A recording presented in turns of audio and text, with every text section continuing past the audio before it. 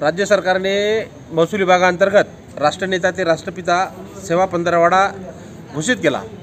यापूर्वी केंद्र सरकारने सर्वांसाठी घरे 2022चे धोरण घोषित केलं।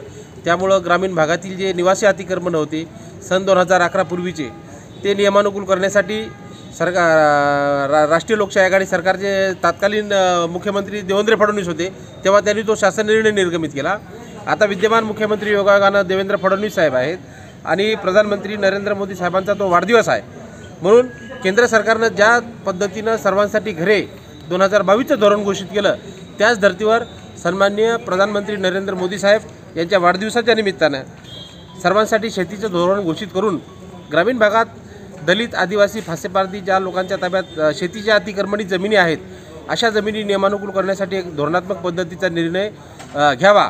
असं जर झालं नाही, या राष्ट्रपिता ते राष्ट्रनेता ते राष्ट्रपिता या सेवा पंधरवड्यात जर सर्वांसाठी शेतीचे धोरण घोषित झालं नाही तर मोठ्या नाईलाजास्तव महाराष्ट्राचे मुख्यमंत्री देवेंद्र फडणवीस यांच्या धरमपेठेतील नागपूर येथील धरमपेठेच्या निवासस्थानासमोर आमच्या बिगर सातबारा शेतकरी संघटनेच्या वतीने अंगातील रक्त काढून प्रधानमंत्री नरेंद्र मोदी साहेबांचा वाढदिवस साजरा करण्यात येईल अशा पद्धतीचे निवेदन आम्ही आपल्या महाराष्ट्रातील प्रत्येक जिल्हाधिकारी कार्यालयामार्फत पाठवत आहोत।